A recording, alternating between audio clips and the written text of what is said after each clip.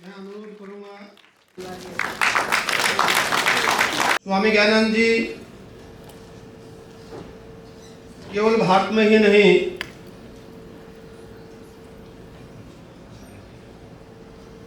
पूरे विश्व में जाने जाते हैं और हम जब भी विश्वविद्यालय में कोई कार्यक्रम होता है तो निश्चित ही हम अपने कुल गीत से प्रारंभ करते हैं।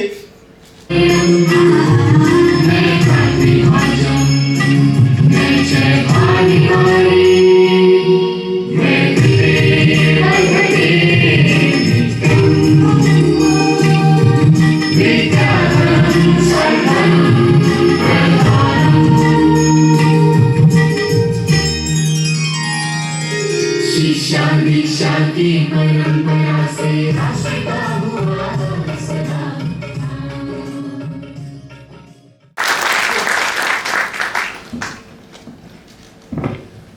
धन्यवाद।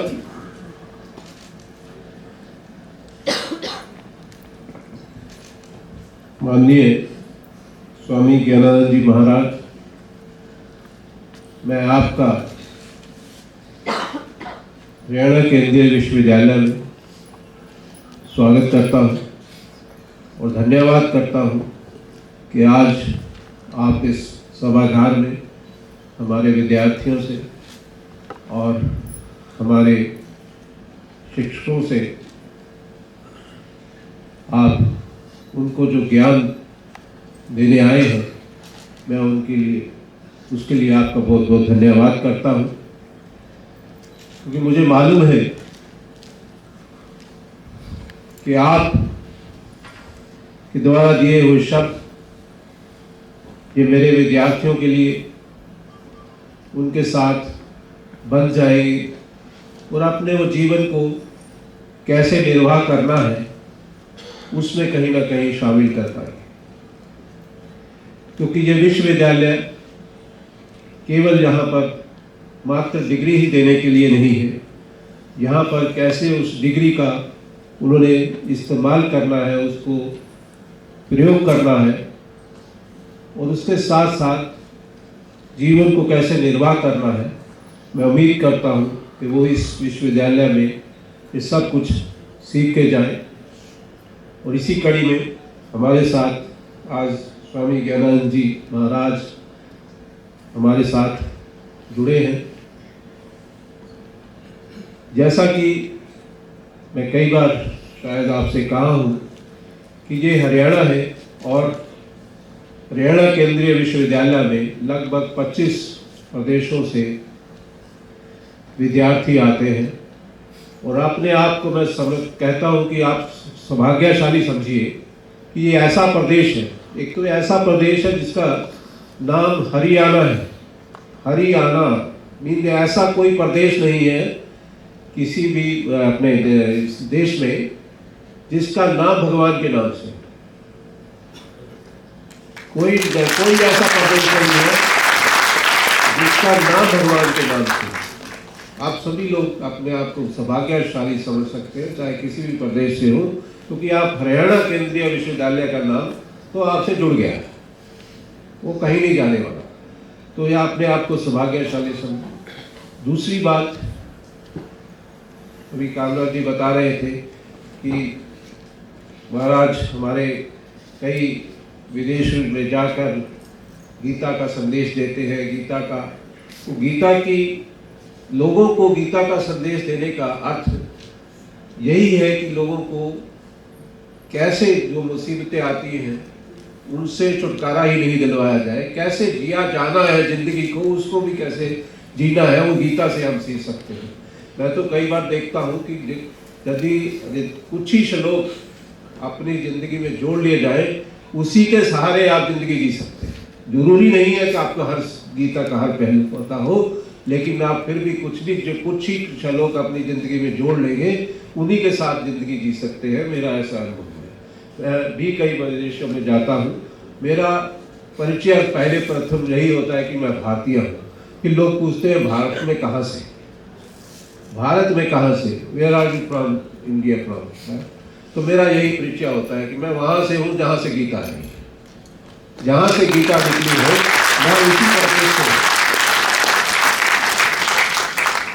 मैं उसी प्रदेश से हूँ। तो सबको होता है। अच्छा, तो ये सब एक और बड़ी बात, गीता जो है, इतने महाभारत का युद्ध हुआ, महाभारत का युद्ध हुआ, युद्ध में ऐसे ग्रंथ निकलना जो जिंदगी भर का जो पूरे फ्यूचर में जो जीने की किसी को राह सिखा जाए, ये भी एक बहुत बड़ी बात है।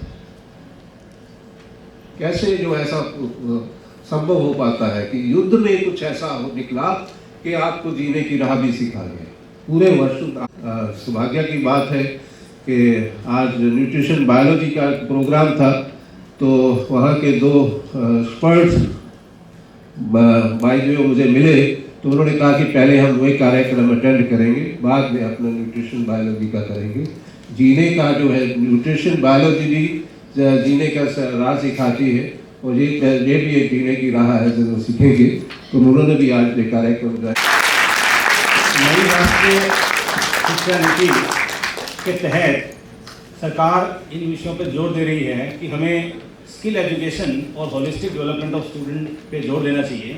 इसी क्रम में महाराज जी से निरंतर पिछले कई वर्षों से हमें मार्गदर्शन मिलता रहा है, और उसी मार्गदर्शन के तहत हमने ये course life skills from Shrimad Bhagavad Gita को करने का एक छोटा सा प्रयास किया है।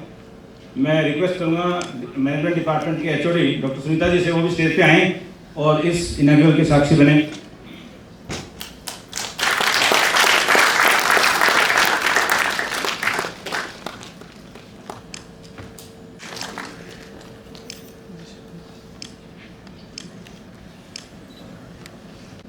अधिक से अधिक आपको समय दे पाएं और अपना उद्बोधन दें, आपको आशीर्वाद दें। स्वामी ज्ञानंद।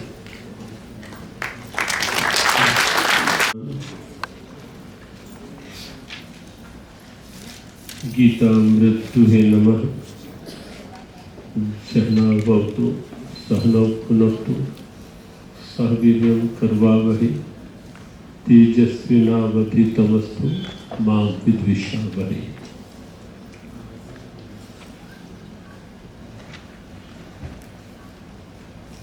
नवरात्रों के पावन मंगलमय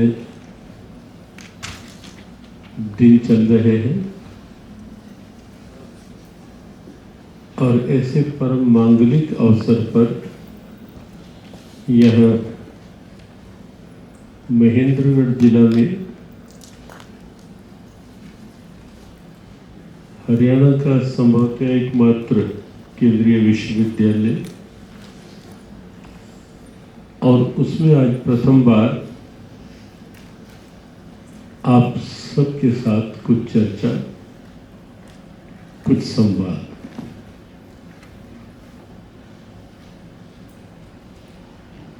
यहाँ के बहुत कर्मठ और भगवत गीता के भावों को सदैव आगे रखकर हमें बड़ी प्रसन्नता हुई कि जब उन्होंने कहा कि भारत से बाहर भी कहीं जाना होता है, तो मैं अपना परिचय यही देता हूँ कि मैं वहाँ से हूँ जिस प्रदेश में भगवत गीता अस्तित्व में है। वास्तव में सुनकर बहुत अच्छा लगा, बहुत आनंद हुआ। ऐसे professor doctor Tankeshwar Kumar ji, doctor Manoj Awasthi ji, विनय कपूर जी, सुषमा जी और समक्ष उपस्थित सभी शुभेच्छुजन और भारत के भविष्य को का सबल संबल आप सब स्टूडेंट्स, विद्यार्थी का। आप सबसे कुछ बात करें उससे पूर्व ये संकेत कि सभी थोड़ा अपने बैठने की मुद्रा ठीक करें।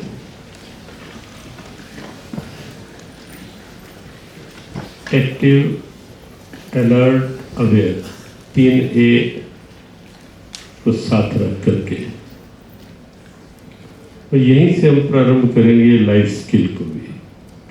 और गीता के अनुसार वास्तविक व्यक्तित्व विकास, उसका ये फर्स्ट स्टेप है कि हम थोड़ा अनुशासित होकर के बैठे, और ये 3A जो आपसे कही गई, active, alert, aware, physically active,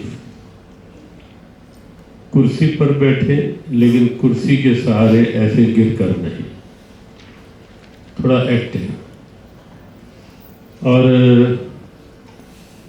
हाथों की मुद्रा भी ऐसे करके नहीं, बिल्कुल इस अवस्था में ये नहीं, physically active, mentally alert.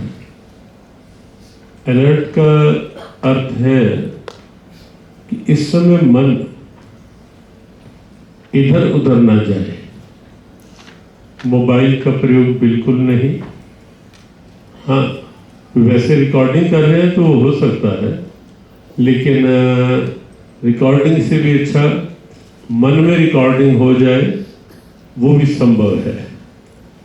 Mobile record करे वो एक पक्ष है, लेकिन मन में ही रिकॉर्डिंग हो जाए अपनी भारतीय मनीषा में, वो भी संभव है।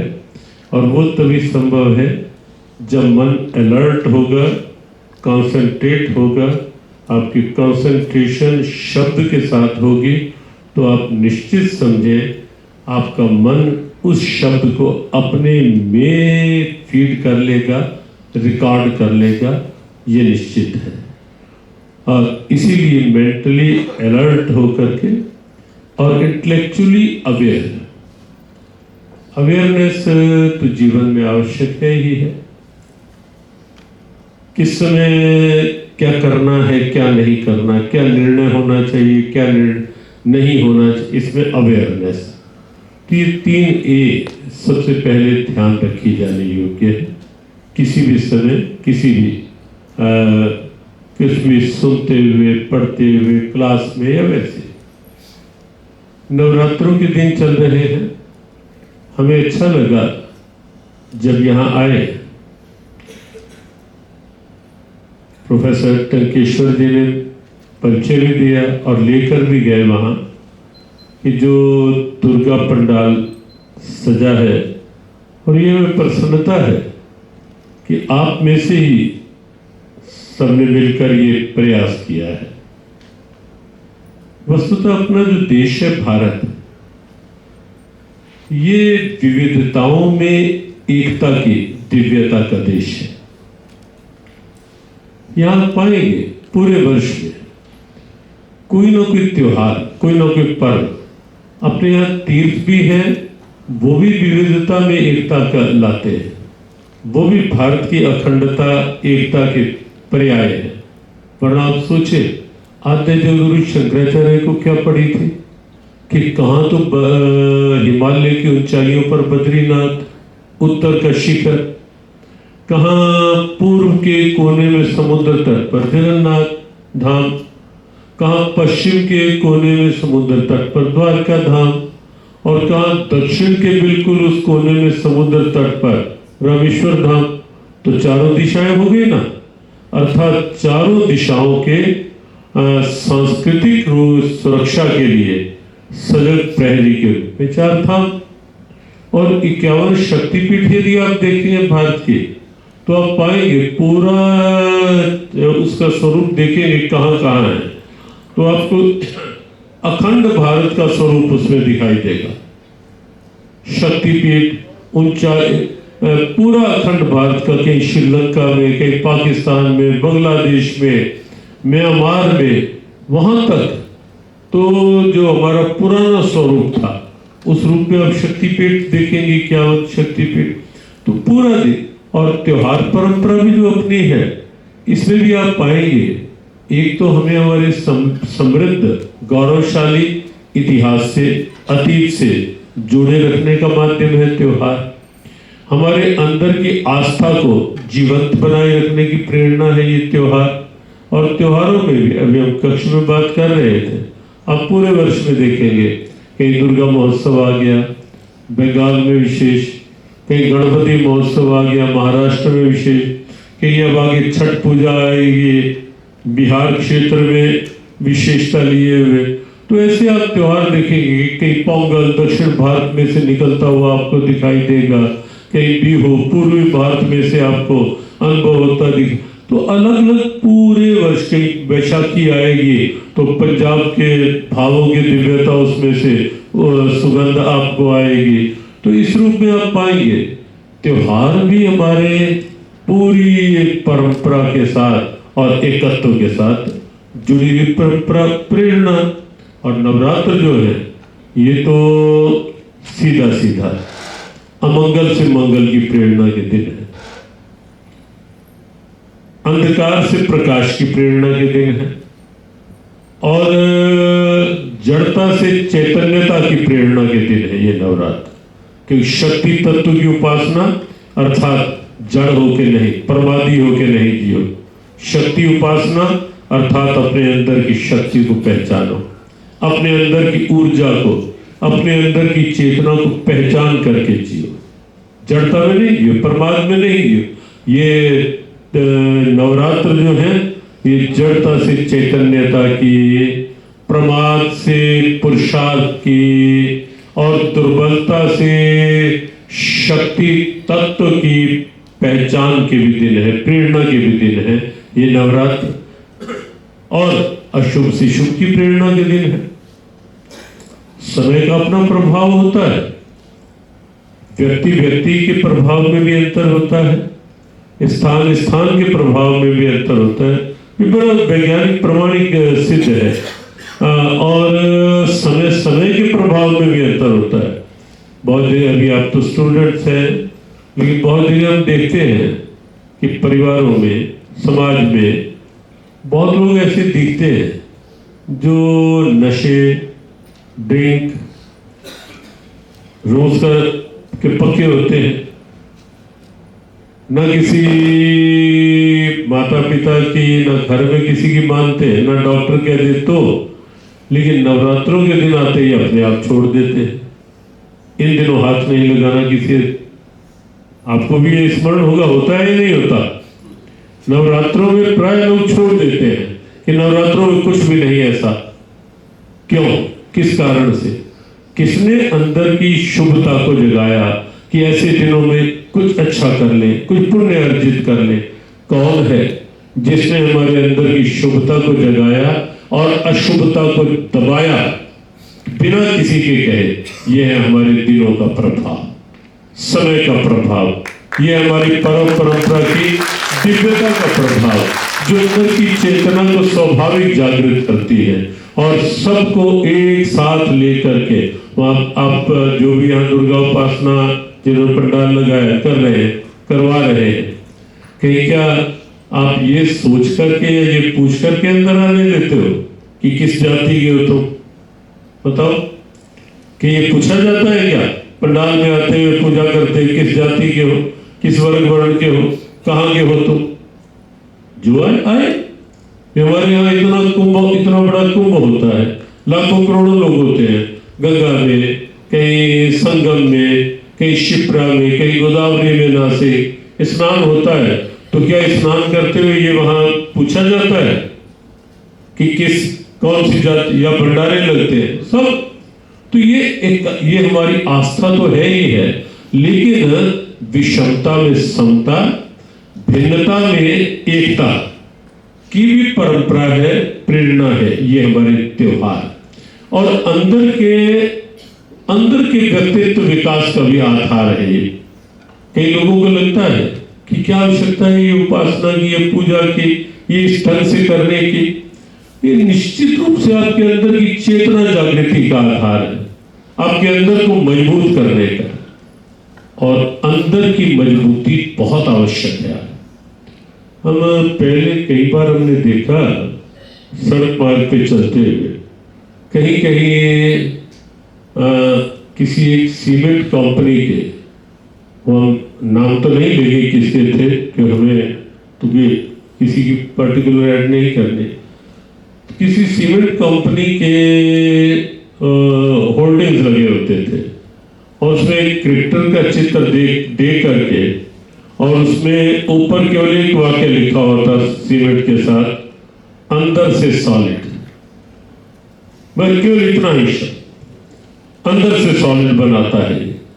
तो सच मानो आप, ये हमारी आस्था, ये हमारे ग्रंथ, ये हमारी परंपराएं, ये केवल प्रदर्शन नहीं है, ये हमें अंदर से सॉलिड बनाने का आधार है, हमें अंदर से ऊर्जावान बनाने का एक बड़ा सॉलिड बेस है ये सब। जहां तक भगवत गीता की बात है, स्किल मैनेजमेंट को लेकर के, या हिंदी में जो विषय हमारे पर लिखा हुआ आया व्यक्तित्व विकास को लेकर, दोनों एक ही बातें हैं, दोनों को जोड़ते हुए और संक्षेप में कोई सूत्र देंगे और 5-7 मिनट छोड़ेंगे कि कुछ यदि आप में से किसी की कोई जिज्ञासा होगी तो।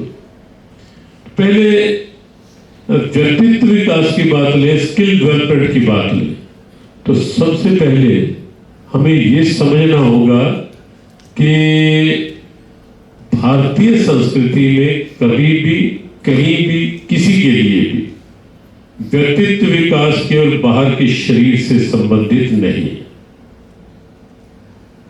केवल ये नहीं कि हम वेल बूटेड, वेल सूटेड हैं और बाहर से अच्छे दिख रहे हैं तो ही हमारा व्यक्तित्व तो बहुत बड़ा है। भारत में ऐसा कभी नहीं माना गया, कहीं नहीं माना गया।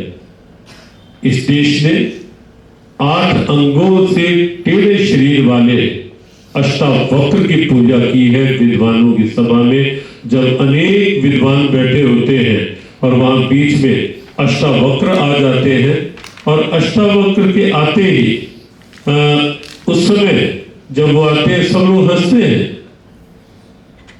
कि ये कैसा विद्वान, पूरा शरीर टेढ़ा, लेकिन अंततः पूरी सभा में जब चर्चा होती है तो सब स्वीकार करते हैं कि सबसे अधिक श्रेष्ठ अष्टावक्र जी ही है।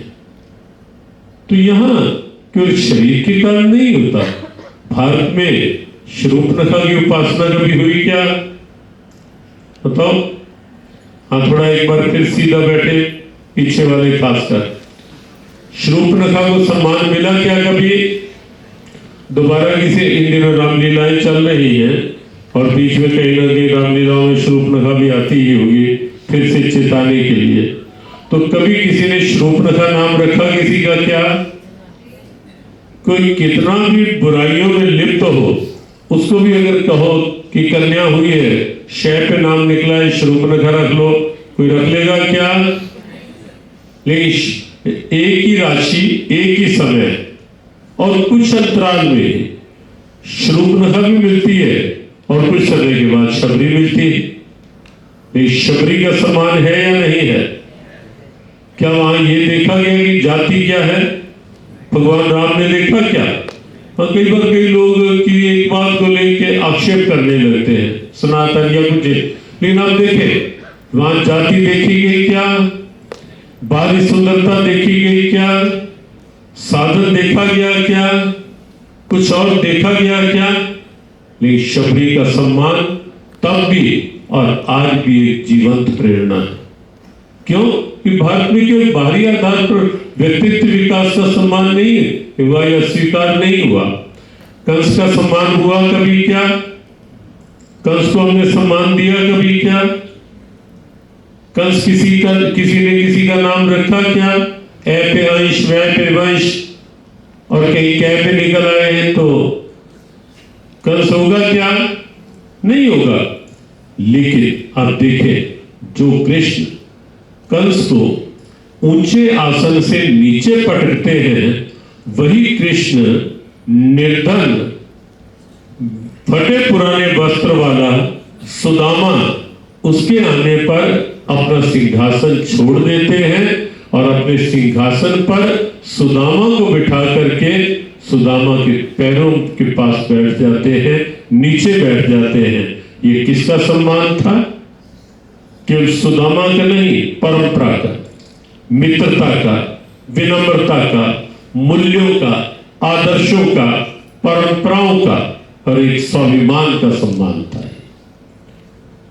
तो सम्मान केवल ऊंचे पद से भी नहीं मिलता, केवल बाहर के धन से भी नहीं मिलता। यथार्थ व्यक्तित्व का विकास केवल बाहर का मोहताज नहीं है, अंदर की स्थिति। और इसीलिए गीता ने जीवन को केवल शरीर नहीं माना। ठीक है, कहीं की सोच रही होगी कि शरीर ही जीवन का सब कुछ है, लेकिन गीता के अनुसार 3 अध्याय का अंतिम से पूर्व का श्लोक जो है उसमें आप देखेंगे कि एक परफेक्ट लाइफ क्या है, समग्र जीवन क्या है। वहां लिखा है इंद्रियाणि प्राण्याहुर इंद्रियेभ्यः परम मनः मनसस्तु पराबुद्धि यो बुद्धे परतस्तु सा। यहां 3 अध्याय का 41वां श्लोक है ये। इसमें भगवान कृष्ण ने कहा कि जीवन क्या है, इंद्रियां, सेंसेस ऑफ द बॉडी। लेकिन उसके बाद सेंसेस इंद्रियां ये दिखाई दे रहे हैं शरीर के अंदर, लेकिन उसके बाद गीता ने कहा इंद्रियेभ्यः परम मनः, इससे आगे मन है जो विचार करता है। लेकिन यही सब कुछ नहीं, मनसस्तु पराबुद्धि, मन के आगे बुद्धि है जो निर्णय करती है, और बुद्धि के आगे भी या बुद्धि परतस्तु सा, अंदर की चेतना है जो जीवन को जीवन बनाती है। तो गीता के अनुसार 4 को मिलाकर जीवन है। व्यक्तित्व विकास, स्किल डेवलपमेंट समझने के लिए जीवन को समझना आवश्यक है। और ये जब तक समझ नहीं आएगी कि जीवन में इन सब की कितनी भूमिका है, कितना महत्व है। आप ऊपर के क्रम से अब आए, आत्मा, चेतना, सोल, डिवाइन कॉन्शियसनेस, कोई भी शब्द दें आप जीवन का या अंदर की शक्ति, लेकिन वो है तो ये जीवन है। वो जीवन की ऊर्जा है, जीवन की चेतना है। वरना आप एक बार सोचे, हम एक बार प्रोफेसर हम एक बार थे हिसार HAU में, वहां ऐसे सेमिनार हो रहा था। अभी संवाद बाद में प्रारंभ होना था, तो किसी अच्छे रिनाउंड स्कॉलर थे, उन्होंने बीच में ही खड़े होके हमारी बात को बीच में टोका। ये सच्ची बात है। उन्होंने कहा कि what is soul, where is soul. हमने अंदाज था उनका कहने का, we don't believe in soul, ऐसे की बातें उन्होंने कह दी। हम विश्वास नहीं करते, साइंस विश्वास नहीं करती, तो आप कैसे प्रमाणित करेंगे इसे कि सोल की आप बात कर रहे हैं, चेतना की बात कर रहे हैं। हमने बड़े धैर्य से, उनके अपना ढंग था, हमने कहा कि डॉक्टर साहब आप अधीर नहीं, क्योंकि हमें आदत नहीं है ना अधीर होने की ना कहीं आवेशित होने की। तो हमें बिल्कुल धैर्य से आप समझे बात को, बैठे। वहां पंखे लगे थे, दिन लगभग ऐसे ही थे, पंखे चल रहे थे। हाँ, उन्होंने ये कहा कि हम पूरे शरीर की सर्जरी कर देते हैं, लेकिन हमें तो कहीं नहीं दिखाई देती सोल, कि कहाँ है सोल। हमने कहा आपके सिर के ऊपर पंखा चल रहा है। किसी इलेक्ट्रिक सर्जन को, उनकी भाषा में बात की, किसी इलेक्ट्रिक सर्जन को बुलाकर एक बार इस पंखे की सर्जरी करवाओ और फिर हमें बताओ कि इसमें आपको क्या क्या दिखाई देगा। यही तो होगा ना, ब्लेड्स बाहर दिख रहे हैं, इंद्रियां अंदर, कोई केबल दिखेंगी, कोई वायर दिखेंगे, कुछ और सिस्टम अंदर का सारा होगा। तो हमने कहा क्या आप देख पाओगे या दिखा पाओगे, जो उनका प्रश्न था उसी लैंड में हमने कहा क्या आप देख पाओगे या दिखा पाओगे कि where is electric current, electric current कहां है इसमें? No no no, that is not visible, वो तो नहीं देखा जा सकता। तो हमने कहा मान लो बिजली चली जाए, चली जाती है कई बार, पंखा वही होगा या नहीं? हम बात कर रहे थे और सच बात, यद्यपि हमारा ना कोई तंत्र मंत्र उसमें वो है और ना हमारा कोई उसमें वो था विश्वास, ना इन चीजों में, हम तो केवल उसकी कृपा पे और अपने चिंतन पे उस पे करते हैं। उस संयोग ऐसा रहा या भगवान ने समझाने दिखाने के लिए वो बिजली चली गई उसी समय, ये सच्ची बात है, जो हमारे साथ क्यों जानते हैं, बिजली चली गई, पंखा रुक गया। तो हमने कहा कि पंखा डॉक्टर साहब वही है या नहीं? कहते वही है। हमने कहा चल क्यों नहीं रहा? कहते बिजली चली गई। तो हमने कहा कि ये मानोगे ना कि बिजली का करंट आप देख भी नहीं सकते, दिखा भी नहीं सकते, लेकिन ये सिस्टम जो चल रहा है ये चल तो उसी के कारण ही रहा है ना।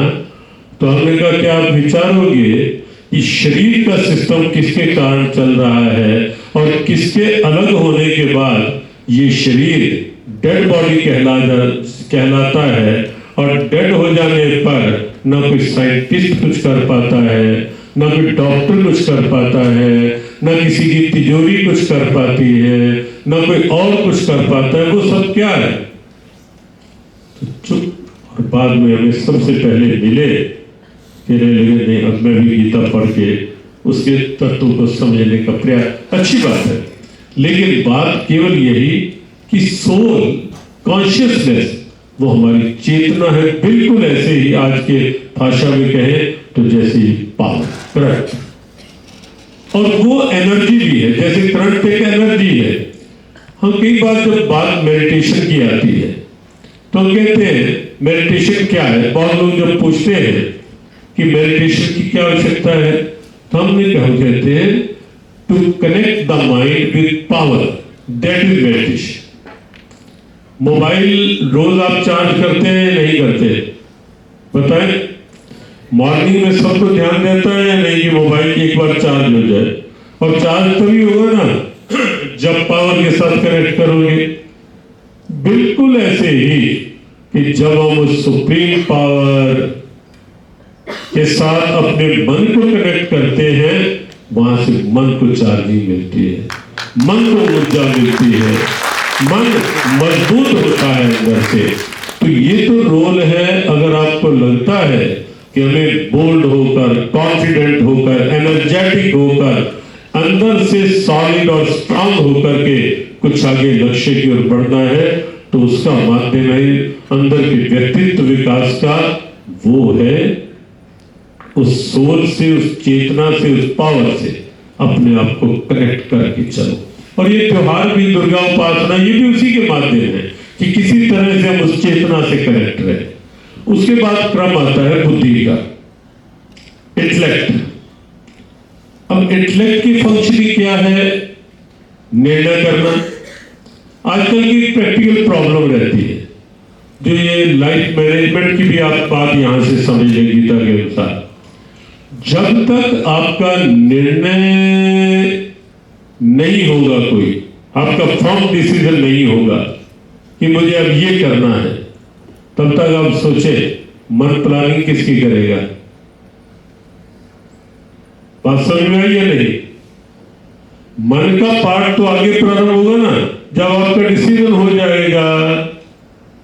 और जब तक डिसीजन नहीं, गीता ने कहा व्यवसायात्मिका बुद्धि रेखे गुरुनंदन बहुशाखा ये बुद्धि व्यवसाय नाम, दूसरे अध्याय का ये 42वां अत्यंत महत्वपूर्ण श्लोक है छात्रों के लिए, कि जब तक बुद्धि व्यवसाय अर्थात प्रोफेशनल नहीं होती, अर्थात एक निर्णय पर दृढ़, आपको कोई भी करना है। आज हम दिवाली थे रात, तो हम बच्चों से सुबह से पूछ रहे थे कि अल्टीमेट गोल क्या है आपका, डिसीजन क्या है, क्या बनना है? कहते महाराज जी अभी तो कुछ नहीं सोचा, बस अभी तो थर्ड ईयर में है ये वो। तो हमने कहा जब तक डिसीजन नहीं करोगे तो चलोगे किस रास्ते पे? तो डिसीजन, कई बार ये भी होता है, हम देखते हैं बच्चों को, डिसीजन नहीं करेंगे, कुछ टाइम बाद फिर बदल देंगे, फिर किसी को देखकर अपने डिसीजन के प्रति फिर कंफ्यूज से हो जाएंगे, पता नहीं डिसीजन कर तो लिया, होगा नहीं होगा, इसी दुविधा में घूमते रहेंगे। या उसका डिसीजन अच्छा है, उसका बहुत अच्छा है, उसने जो किया ना ये मैं भी कर लेती तो शायद बहुत अच्छा होता। तो ये क्या है, ये जो कंफ्यूजन बने रहते हैं जीवन में, गीता कहती है ये आपको डिस्टर्ब करते रहेंगे, आपको जीवन में कभी भी एक लक्ष्य की प्राप्ति नहीं होने देंगे। इसलिए गीता ने कहा व्यवसायत्मिका बुद्धि एक गुरुनंद, एक ही निर्णय कर लिया ठीक है। जहां तक स्कोप की बात है, स्कोप तो आपकी क्षमताओं पे डिपेंड करते हैं, आप कितने स्ट्रांग हैं। स्कोप तो अभी हम बता रहे थे, कोई विषय चल रहा था विनय कपूर जी के साथ, तो हमने कहा कि स्कोप तो वहां भी निकल आते हैं कि जब हम शांत बैठे हैं, अलग बैठे हैं, अकेले बैठे हैं, स्कोप हम अपने अंदर से क्रिएट कर सकते हैं। मनुष्य में इतनी पावर होनी चाहिए और हो जाते हैं। आपके अंदर के संकल्प, आपका निर्णय अच्छा होगा, अंदर से ना जाने कितने संकल्प आपके अच्छे अच्छे निकल सकते हैं। बहुत कुछ करने को है संसार में। तो जब निर्णय की दृढ़ता, गीता ने कहा निर्णय में दुविधा में नहीं रहो जीवन भर। एक निर्णय कर लिया बस, और उसके बाद अगला पार्ट आता है मन का। मन का काम क्या है, मन की फंक्शनिंग क्या है, प्लानिंग करना, विचार करना, ये मन का काम है।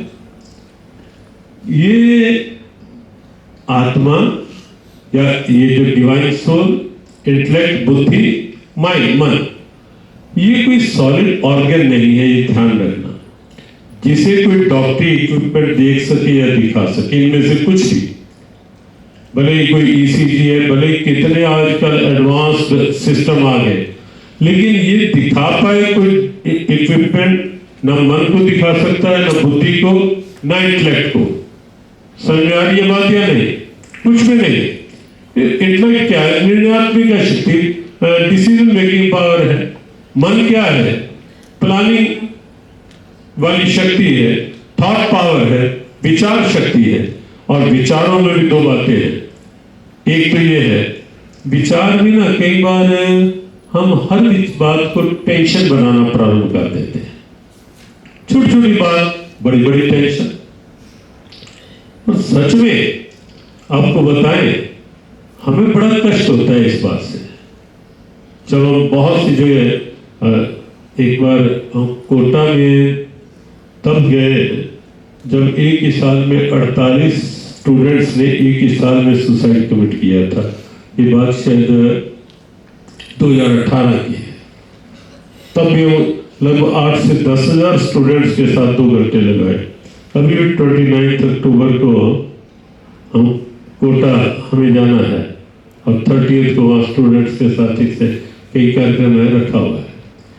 तो जब ये छोटी छोटी उम्र में जरा जरा सी बात को अपनी टेंशन बना लेना, स्ट्रेस बना लेना, ये क्या है, क्यों है? टेंशन क्या चीज है? उसकी शेप क्या है? कोई बता पाएगा? टेंशन की शेप क्या है, आकार क्या है? कुछ भी नहीं। हमारी सोच, और सोच क्या होता है? जब सोच नेगेटिव बनेगी वो सोच टेंशन बन जाएगी। जब हम प्रेजेंट पर, ये बातें इसीलिए हमने पहले कहा था एक्टिव होकर सुनिए, आपकी बात है, केवल ग्रंथ की बात नहीं है, केवल हमारी बात नहीं है। जब हम प्रेजेंट पे ना रहकर, प्रेजेंट पे फोकस ना करके फ्यूचर पे ध्यान अधिक रखने लगेंगे तो वो टेंशन बनेगी, मन कमजोर होगा। क्या होगा अब पता नहीं, होगा नहीं होगा, मार्क्स इतने आएंगे नहीं आएंगे, रिजल्ट ऐसा आएगा नहीं आएगा। ये गीता का जो एक श्लोक है ना, कर्मण्येवाधिकारस्ते मा फलेषु कदाचन, इतना महत्वपूर्ण श्लोक है। बहुत से पढ़े लिखे कहते हैं क्या प्रैक्टिकल नहीं है गीता? हमने कहा क्यों भाई? कहते गीता ये कहती है फल की इच्छा ना करो, वह कर्म करते रहो आगे की। अरे फल की इच्छा नहीं होगी तो कर्म क्या किसके लिए करेंगे? ये अर्थ नहीं है इसका। लक्ष्य अच्छा और ऊंचा रखना है। मां फलेषु कदाचन का अर्थ है कि तुम अपना कर्मण्येवाधिकारस्ते, तुम अपने प्रेजेंट में जो तुम्हारी ड्यूटी है तुम अपनी एनर्जी उसमें लगाओ।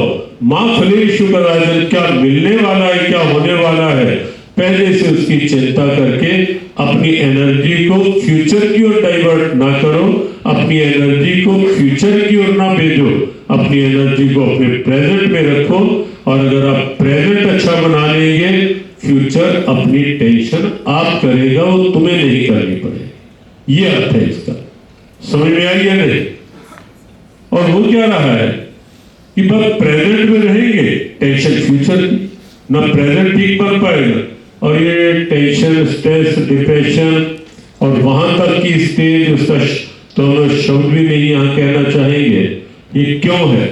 क्यों? इसीलिए कि फ्यूचर से एक्सपेक्टेशन ज्यादा रखी, उसके अनुसार जो प्रेजेंट में करना चाहिए था वो किया नहीं, वो कंसंट्रेशन कॉन्फिडेंस बनाया नहीं। जब रिजल्ट अनुकूल नहीं आए तो टेंशन, स्ट्रेस और कहीं ना कहीं डिप्रेशन। ये खेल है गीता के अनुसार। तो करना क्या है ये सोच के रखो। पास्ट दैट इज गॉन, वो हमारे हाथ में नहीं, या है? पास्ट को भी फिर बुला सकता है। Past can never be recalled. बड़ा सीधा सा फ्रेज है, पास्ट लौटता नहीं है। Future, past is gone, future is unknown, वो हमारे हाथ में है नहीं। Present that is your on, present is और ऑन, प्रेजेंट हमारा है। तो गीता ये कर्मण्येवाधिकारस्ते कहकर के ये संकेत करती है कि अपने प्रेजेंट को संभालो, अपनी एनर्जी प्रेजेंट में लगाओ, आगे नहीं। तो क्या होगा? प्रेजेंट भी अच्छा। तो मन के विचारों में बात में टेंशन नहीं आने दो। और टेंशन आती कब है? जब हम या तो हर बात में नेगेटिवली लेना तो वो टेंशन बनेगी, या फ्यूचर पे पहले ध्यान रखना तो टेंशन बनेगी, या केवल अपनी अनुकूलताओं में जीने की आदत बना लेना हर टाइम, बस मेरी सुविधाएं, मेरी अनुकूलता। वो तो क्या होगा? जरा सा मेरे अनुकूल नहीं होगी, वही समस्या खड़ी होगी। तो पहले से क्यों ना सोचे कि संसार में दोनों साइड है, कहीं अनुकूलता भी है, प्रतिकूलता भी है, दिन भी है, रात भी है, सर्दी भी है, गर्मी भी है, बचपन भी है, जवानी भी है, बुढ़ापा भी है। तो संसार में तो सारे पक्ष है ना। तो पहले से गीता ने कहा समत्वम योग उच्यते, मन की सम शांत स्थिति। और एक बात का ध्यान रखना, विचारों को जब आप बिल्कुल पॉजिटिव रखते हैं और शांत रखते हैं, बहुत विचारों की कहीं हम देखते हैं बच्चे भी बड़े भी सोचते रहने की हर समय आदत पड़ जाती है। बैठेंगे, हमें कहीं पूछते भी इस उम्र में ये क्या पोज है, ऐसे करके बैठेंगे, क्लास में भी वैसे भी, क्यों भाई इस उम्र में ये क्या, क्यों कुछ सोचे जाएंगे। क्या बड़ों की बीमारी नहीं है, जो बच्चों की नहीं है, बड़ों में भी होता है ऐसा, बैठे बैठे खोए रहेंगे। जब आप मन को स्टेबल रखते हैं, आप इसको प्रैक्टिकली देखना, ये केवल प्रवचन नहीं है थोड़ी देर का, इन बातों को आप प्रैक्टिकली देखना जीवन में कितना लाभ देती है और आपको पता लगेगा गीता क्या है। जब आप मन को स्टेबल रखते हैं, जब आप मन को शांत, इसीलिए हम कई बार कहते हैं कि दिन में एक बार थोड़ा सा मौन का अभ्यास करो, जहां शरीर से भी और मन से भी मौन। उसमें मौन में आपको अंदर से सेल्फ जनरेटेड एनर्जी, या यूं के सीधा शब्द लगाएं, नेचुरल एनर्जी, नेचुरल पीस, और उसी में natural development of personality, natural development of capacities आपके अंदर से आपको अनुभव होगा। आप ऐसा करके देखना। तो मन, बुद्धि के बाद मन अपना निर्णय एक होगा तो मन फिर उसी के अनुसार प्लानिंग करने लगेगा, विचार करने लगेगा कि इस निर्णय के अनुसार मैंने कैसे अपना गोल अचीव करना है। और फिर उसके बाद है इंद्रिय शरीर। ये तो एग्जीक्यूटिव पावर है, एग्जीक्यूट करना, टू एग्जीक्यूट। कोई भी हमारा निर्णय हो गया, प्लानिंग हो गई, अब उसकी एग्जीक्यूशन के लिए ये शरीर है। कर्म करना शरीर का काम है। लेकिन कर्म में भी देखो दो बातें हैं। एक ये कर्मण्येवाधिकारस्ते हमने कहा ना, एक तो ये है कि मैं अपना बेस्ट कैसे दे सकता हूँ। गीता का एक वाक्य में अगर थीम पर पूछे हमारे से कोई कि मैं जहां हूं मुझे क्या मिलेगा, इसकी सोच नहीं, मैं अपना बेस्ट कैसे दे सकती हूँ, दे सकता हूँ। और आप विश्वास करना और फिर करके देखना कि जब हम ये सोच बनाते हैं अंदर की क्षमताएं अपने आप बढ़ती हैं। समस्याएं शुरू ही वहीं से होती हैं किसी भी क्षेत्र में, वो भले ही भ्रष्टाचार हो, वो भले ही अशांति हो, भले ही अराजकता हो, या भले ही ये टेंशन डिप्रेशन हो। जब यह सोच ये नहीं बनती कि मैं क्या दे सकता हूं, जब ये सोच बनती है मुझे क्या मिलेगा, क्षमताएं सिकुड़ जाती है वहां। लेकिन जब हम सोचेंगे मैं क्या बेस्ट दे सकती हूँ, दे सकता हूं, आप पाओगे आपकी कैपेसिटीज बहुत खुली होती जाएंगी, बहुत बढ़ती चली जाएंगी। और व्यक्तित्व जितनी कैपेसिटी बढ़ेगी उतना व्यक्तित्व खुला होता चला जाएगा, उतना व्यक्तित्व और विकसित होता चला जाएगा। तो कोशिश करें, भगवद गीता का एक एक शब्द जीवन की समग्रता की प्रेरणा का शब्द है, लक्ष्य को अच्छे से हासिल करने का शब्द है।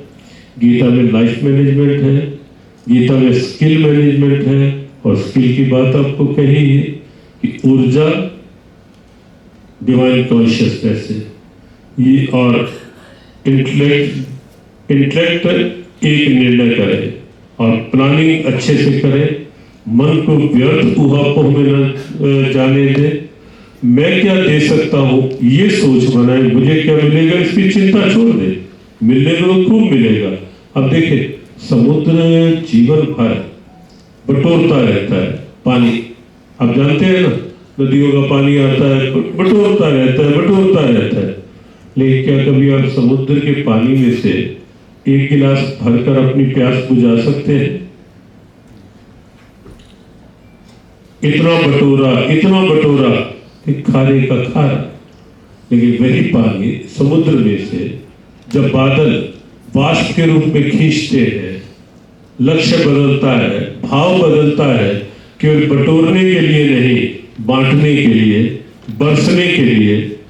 हमारे पास जब कोई केक लेके आता है ना, तो बर्थडे, आजकल तो हर अवसर के केक आने लगे, कोई बर्थडे के लिए केक लेके आता है और छुरी साथ लाता है, हम उसी समय वो छुरी उठवा देते हैं। हमने कहा देखो, पहली बात तो ये काटने फाटने पक्ष में नहीं, हमने जीवन में कभी भी ना तो किसी का रिबन काट के उद्घाटन किया है और ना छुरी से केक काटा है। हम कहते हैं छुरी उठा लो, काटना ही है तो चम्मच ले आओ। तो जब कोई पूछता है तो इसमें क्या है महाराज जी, छुरी भी काटेगी चम्मच भी काटेगी। हमने कहा बहुत बड़ा अंतर है, छुरी केवल काटेगी लेकिन चम्मच बांटेगी। चम्मच को काटने का काम नहीं, चम्मच बांटने का काम करेगी। तो हमें अपनी क्षमताओं को जितना बांटेंगे उतनी खुलेगी। तो बादल लक्ष्य बांटने का, बरसने का बनाते हैं, तो वो बादलों में जो के माध्यम से जो पानी आता है वो हम सब जानते हैं ना, वो गिफ्ट ऑफ द नेचर बन जाता है, प्रकृति का वरदान बन जाता है बरसात का पानी। और आजकल तो रेन वाटर हार्वेस्टिंग के बड़े बड़े प्रोत्साहित किया जा रहा है उसके लिए। तो आप बस इतना समझ लें, क्षमताओं को सिकोड़े लें, क्षमताओं को दुविधा में नहीं आने दें, क्षमताओं को टेंशन नहीं बनाएं। अपनी टेंशन के दायरे में बंद ना करें। खुली सोच, उदार सोच, क्या दे सकता हूं, ये सोच, सकारात्मक सोच, रचनात्मक सोच आपके व्यक्तित्व का विकास इतना अधिक कर सकती है, कर देगी कि निश्चित स्वामी विवेकानंद बन करके अपने यौवन को अपने लिए, समाज के लिए, राष्ट्र के लिए और फिर पूरी मानवता के लिए हम एक आदर्श बना सकते हैं। ये क्षमता आप में से सबके पास है। आओ उस क्षमता को पहचाने, भगवत गीता के साथ जीने का स्वभाव बनाएं, जहां कोई जातिगत की बात नहीं, कोई वर्ण की बात नहीं, कोई ऊंच नीच की बात नहीं, कोई छोटे बड़े की बात नहीं, जहां समता की बात है, समानता की बात है और व्यक्तित्व के वास्तविक विकास की बात है। इन दिनों एक अभियान जीव गीता ने लिया कि 18 श्लोक गीता के, प्रत्येक अध्याय का एक एक श्लोक और वो श्लोक सब तक पहुंचे, उसका अधिक से अधिक पाठ हो। यद्यपि हमने लक्ष्य 1.25 करोड़ का लिया था कि गीता जयंती तक पाठ हो, तो अनेक कॉलेज, स्कूल, अनेक जगह पाठ होने प्रारंभ हुए और एक लक्ष्य हमने गीता जयंती के लिए लिया है, दिन के 11 बजे 1 मिनट, जहां भी जो है 1 मिनट एक साथ गीता पाठ, ताकि एक विषमता में एकता की दिव्यता जागृत हो। तो उसके लिए भी हम चाहेंगे कि पूरे विश्व में एक ऐसा वातावरण बन पाए, 1 मिनट एक साथ गीता पाठ का। तो आज अभी इस समय इतना ही, आप सबने ध्यान से सुना, आप सबके लिए बहुत बहुत शुभकामनाएं। और प्रोफेसर शंकेश्वर जी जो यहाँ के कुलपति हैं, उनके लिए विशेष शुभकामनाएं। जैसा उन्होंने बताया, हिसार जीजेयू यूनिवर्सिटी में भी, यद्यपि कई बार उनके कार्यकाल में भी 2 या 3 बार जाना वहाँ भी हुआ, विशेषकर गीता जयंती उत्सव के दिनों में। और यहाँ भी उनका भी बहुत मन था जब से वो यहाँ आए। इस समय जैसा निश्चित होता है, कामराज जी और इधर मनोज जी और अनिल जी हमारे कानपुर से आए हुए हैं, ये भी निमित्त बने। लेकिन आज नवरात्रों के अवसर पर इस समय निश्चित हो पाया, भगवान की कृपा, ये कृपा सब पर सब प्रकार से बनी रहे। इन शब्दों के साथ ओम।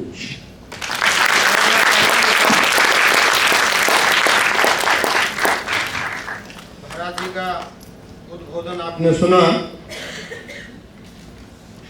मन की कहाँ लोकेशन है बॉडी में?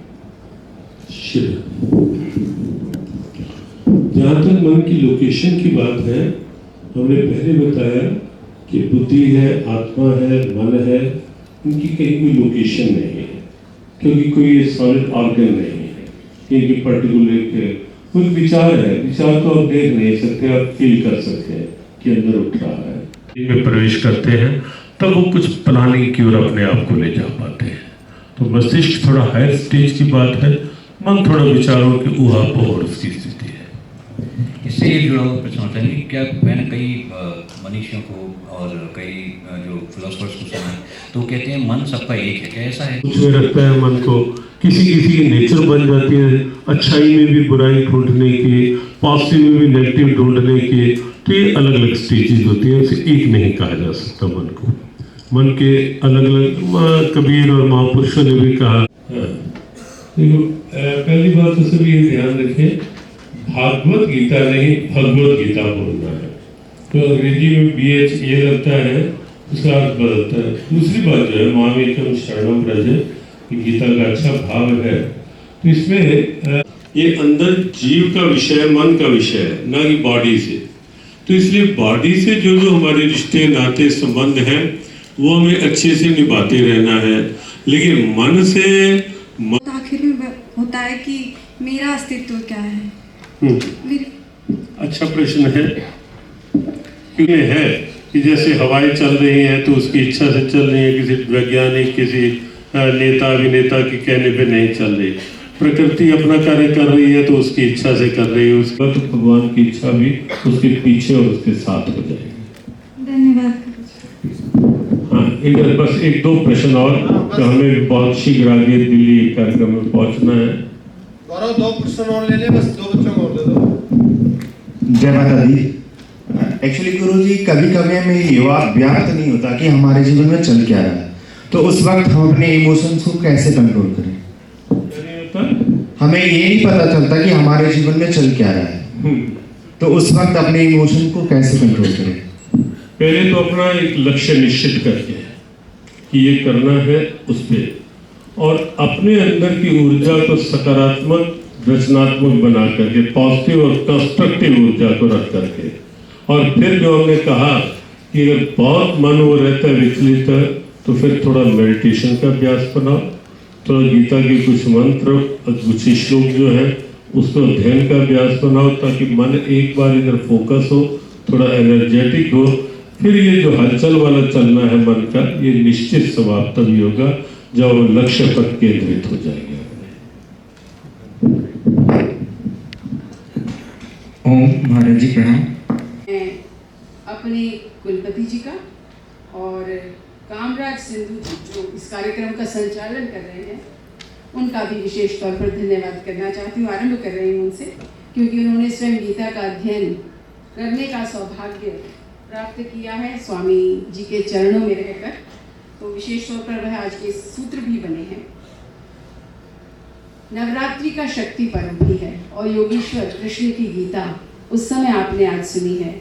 इसके लिए मैं सर्वप्रथम आज हृदय से आभार करना चाहती हूँ परम पूजनीय गीता मनीषी स्वामी ज्ञानानंद जी महाराज का। हम सब जानते हैं, जिन्होंने गीता का संकल्प लिया है, और मात्र गीता का नहीं, जियो गीता का संकल्प लिया है। गीता के साथ हम जिए, गीता की तरह हम जिए, गीता के प्रकाश में हम जिए और गीता के नेतृत्व में हम जिए। तो वस्तुतः उन्होंने जो हमें बताया, 4 धाम और 51 शक्तिपीठ और भारत के अखंड स्वरूप का दर्शन आपको जो करवाया गीता के प्रारंभ में, उसके लिए मैं अपनी ओर से, अपने माननीय कुलपति की ओर से, संपूर्ण विश्वविद्यालय परिवार की ओर से और आप सबकी ओर से उनका हृदय से बहुत बहुत धन्यवाद करना चाहती हूँ। स्वामी जी, आपने समय निकाला और हमारे विश्वविद्यालय को कृतार्थ किया। एक बार फिर आप ताली बजा सकते हैं।